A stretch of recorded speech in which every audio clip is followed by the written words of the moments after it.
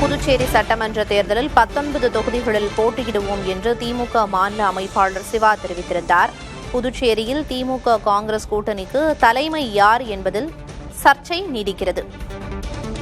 இது தொடர்பாக காங்கிரசிலிருந்து அதிருப்தி குரல் எழத் தொடங்கியிருக்கிறது. திமுக தலைமை வகிக்க வேண்டும் என ஜெகத் ரட்சகன் தலைமையில் நடந்த கூட்டத்தில் கோரிக்கை எழுந்தது.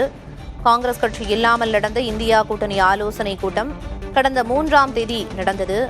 புதுச்சேரியில் திமுக தலைமையில் ஆட்சி அமையும் என கட்சியின் மாநில அமைப்பாளர் சிவா பேசியிருந்தார். மேலும் புதுச்சேரி சட்டமன்ற தேர்தலில் 19 தொகுதிகளில் போட்டியிடுவோம் என்றும் அவர் தெரிவித்திருந்தார்.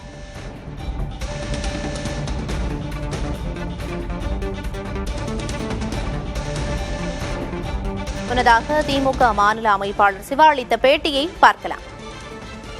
பேசுற தோழர்லாம் புதுச்சேரியில் யார் தலைமையில் ஆட்சி, நம்ம எவ்வளோ சீட்டு வாங்குவோம், இந்த தொகுதியில் இது போல இப்படி தான் நடக்குது, அந்த தொகுதியில் அப்படி நடக்குது, அப்படிதான் கேட்டுருக்காங்க. எல்லாருக்கும் ஒரே ஒரு பதில் தான். கடந்த முறை நம்ம 13 தொகுதியில் நின்னோம். 13 தொகுதி ஒரு தொகுதி விடாத பெறுவோம். இது ஏதோ பேச்சுக்காக 13 தொகுதியை பெற்று தீர்வோம். ஒன்று. ரெண்டாவது, கூடுதலாக 6 தொகுதி கேட்போம். நாம வாழ்ந்துருக்கிறோம், நம்ம கட்சி வாழ்ந்துருக்குது. நம்மளோட தலைவருடைய பேரை சொல்லிதான் கடந்த ஆட்சியில், கடந்த தேர்தலில், நடந்த நாடாளுமன்ற தேர்தலில் மிகப்பெரிய வெற்றியை நீதி கொடுத்தாங்க. அதனால நமக்கு கேட்கக்கூடிய எல்லா ரைட்ஸும் இருக்குது. அதே போல நம்ம நம்ம கூட்டணி கட்சி எதுவும் நம்ம குறைச்சி பேசலை. அதனால நீங்க அதை பற்றி பேச வேண்டிய அவசியம் இல்லை. அதனால இந்த தொகுதி நம்ம தொகுதி, நீங்க அதை பற்றி கவலை. நம்ம தலைவர் பார்த்துக்குவார், எல்லாத்தையுமே தலைவர் பார்த்துக்குவாரு. புதுச்சேரி நிலவரம் நம்மளை விட, என்னை விட, உங்களை விட, எல்லாரை விட நம்ம தலைவருக்கு ஒரு இன்ச்சா தெரியும். அதனால எல்லா முடிவும் அவரு மிக சிறந்தது ஒரு அரசியல் சூழ்நிலை நமக்கு உருவாக்கி தருவாங்க. நல்ல வேட்பாளர் தருவாங்க. நிச்சயமாக புதுச்சேரியில் திராவிட முன்னேற்ற கழகத்தின் தலைமையில் ஆட்சி அமையும். அதுக்கு நம்ம அனைவரும் ஒன்று வைப்போம். புதுச்சேரியில் திமுக காங்கிரஸ் கூட்டணிக்கு தலைமை யார் என்பதில் சர்ச்சை நீடித்து வருகிறது. புதுச்சேரியில் திமுக தலைமையில் ஆட்சி அமையும் என்றும், புதுச்சேரி சட்டமன்ற தேர்தலில் 19 தொகுதிகளில் போட்டியிடுவோம் என்றும் மாநில அமைப்பாளர் சிவா பேசியிருந்ததையும் பார்த்தோம். புதுச்சேரியில் 2014 நடந்த தேர்தல் முடிவை சுட்டிக்காட்டி மாணிக்கம் தாக்கூர் எம்பி இது தொடர்பாக கேள்வி எழுப்பியிருக்கிறார். கூட்டணியில் 8 விழுக்காடு ஓட்டு வைத்துள்ள கட்சி தலைமை தாங்குமா அல்லது 26 விழுக்காடு உள்ள கட்சி தலைமை தாங்குமா என்ற கேள்வியை முன்வைத்திருக்கிறார். மேலும் கூட்டணியில் ஏன் காங்கிரஸ் கட்சியை இழிவாக பேச வேண்டும் என்றும் அவர் கேள்வி எழுப்பியிருக்கிறார்.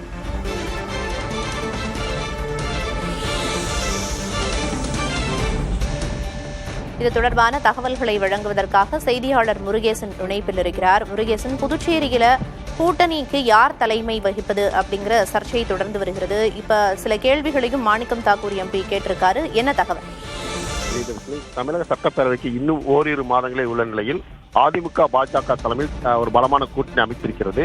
அதே போன்று திமுக ஆளுங்கட்சியான திமுக சார்பில் கடந்த காலில் போட்டியிட்ட அதே கட்சியில் கூட்டணி தொடர வேண்டும் என்ற முனைப்போடு செயல்பட்டு வருகிறது. இந்த சூழல்தான் தமிழகத்தில் திமுக காங்கிரஸ் இடையே சில சலசலப்புகள் ஏற்பட்டு வருகிறது. குறிப்பாக விருதுநகர் எம்பி மாணிக் தாகூர் மற்றும் பிரவீன் காந்தி உள்ளிட்டோர் சர்ச்சையான கருத்துக்களை பதிவிட்டு வருகிறார்கள். குறிப்பாக கடந்த காலங்களில் வாங்கப்பட்ட தொகுதி எண்ணிக்கையை விட கூடுதலாக பெற வேண்டும், ஆட்சி அதிகாரத்தில் பங்கு கொடுக்க வேண்டும் என்ற சர்ச்சையான பேச்சுக்கள் மூலம் தமிழகத்தில் கூட்டணியில் ஒரு சலசலப்பை நீடித்து வருகிறது. இதே போன்ற சூழலில் தான் தற்போது பாண்டிச்சேரியிலும் எழுந்திருக்கிறது. குறிப்பாக அங்குள்ள கட்சியின் எதிர்கட்சி தலைவர் இருக்கக்கூடிய திமுக சேர்ந்த பிரமுகர் சிவாங்குவர் வரக்கூடிய காலங்களில் பாண்டிச்சேரிக்கு திமுக தான் தலைமை வகிக்கும், ஆட்சி அதிகாரம் கைப்பற்றும், ஆட்சியை பிடிக்கும் என்றெல்லாம் பேசி வருகிறார். இது அங்குள்ள கட்சியை சலப்படுகிறது. தமிழகத்தில் எப்படி கூட்டணிக்கு திமுக தலைமை வைக்கிறதோ அதே போன்று பாண்டிச்சேரியிலும் அங்குள்ள காங்கிரஸ் கட்சி தான் தலைமை வைக்கிறது. 30 தொகுதிகள் கடந்த காலங்களில் திமுக பொறுத்தவரைக்கும் 13 தொகுதியில் போட்டியிட்டு இந்த முறை 19 தொகுதியில் போட்டியிடுவதற்காக பேச்சு எழுந்து வருகிறது. கூட்டணிக்கு தான் தலைமை வகிப்போம் என்று பேசுவதால் அங்கு ஒரு சர்ச்சை ஏற்பட்டுகிறது. இந்த சூழலில் தான் விருதுநகர் எம்பி காங்கிரஸ் சேர்ந்த பிரமுகர் மாணிக் தாகூர் தன்னுடைய எக்ஸ்தலத்தில் ஒரு கருத்தை பதிவிட்டார். கடந்த 2014 லோக்சபா தேர்தலில் காங்கிரஸ் திமுக உள்ளிட்ட கட்சிகள் தனித்தனியாக போட்டியிட்ட போது 26% வாக்கு நாராயணசாமி பெற்றார். ஆனால் திமுக சார்பில் போட்டியிட்டவர் 60,000 வாக்குகள் 6% வாக்குகளை பெற்றார். எனவே இந்த 26% பெற்றவர் தலைமை வகிப்பதா, 6% வாக்கு பெற்ற தலைமை வகிப்பதா, காங்கிரஸை இழிவுபடுத்தி பேசுவது தொடர நல்லதல்ல அப்படின்ற தனது கருத்தை எச்சரிக்கை மூலம் பதிவு செய்திருக்கிறார் ஸ்ரீதர்ஷினி. ஏற்கனவே கூட்டணி கூட்டத்துக்கு காங்கிரஸை அழைக்கல அப்படிங்கிற ஒரு அதிருப்தியிலையும் இருந்தாங்க. அது மட்டும் இல்லாம அந்த கூட்டத்தில் உறுதிப்பட திமுக 19 தொகுதிகளில் போட்டியிடும் அப்படின்னு குறிப்பிட்டிருக்காங்க. இத்தகைய போக்கு வரும் காலங்கள்ல இல்ல வேற என்ன மாதிரியான எதிர்வினைகளை காங்கிரஸ் தரப்புல இருந்து மேலும் எழுப்பும் அப்படின்னு எதிர்பார்க்கலாம்? பாண்டிச்சேரியின் பிரதிபலிப்பு அங்குள்ள சர்ச்சை தான் தமிழகத்தில் எதிர்க்கிறது. குறிப்பாக பாண்டிச்சேரியில் கூட்டணிக்கு யார் தலைமை வகிப்பது என்பது கடந்த காலம் தொடர்ந்து காங்கிரஸ் தான் தலைமை தெரிகிறது. பல ஆண்டு காலமாக தொடர்ந்து அங்குதான் அவர்கள் தலைமை வைத்து ஆட்சி பெற்று வருகிறார்கள். இந்த சூழல்தான் ஒவ்வொரு முறையும் திமுக காங்கிரஸ் விட்டுக் கொடுக்க வேண்டும். திமுக இந்த முறை ஆட்சியை கைப்பற்றக்கூடிய சூழல் இருக்கிறது. தமிழக வெற்றி கழகம் அங்கு போட்டியிடுவதால் காங்கிரஸுக்கான வெற்றி வாய்ப்பு குறையும். எனவே காங்கிரஸ் திமுக தனித்து போட்டியில் கூட அங்கு ஆட்சியை கைப்பற்றப்படலாம் என்று கட்சி தலைமைக்கு அவர் அறிவித்திருக்கிறார். இந்த சூழல் தான் அங்குள்ள திமுகவினர் தொடர்ந்து காங்கிரசுக்கு எதிராக பேசி வருகிறார்கள். எனவே காங்கிரஸில் புதுச்சேரியில் காங்கிரஸ் தலைமை வைப்பதை கைவிட போகும் சூழலில் தான் அதை கைப்பற்ற அந்த முயற்சியில் அந்த முயற்சியை கைப்பற்ற வேண்டும் என்பதற்காகத்தான் தமிழகத்தில் ஆட்சி அதில் பங்கு வேண்டும் என்று இங்குள்ள பேச்சு வருவதாகவும் கருத்தில் வருகிறது.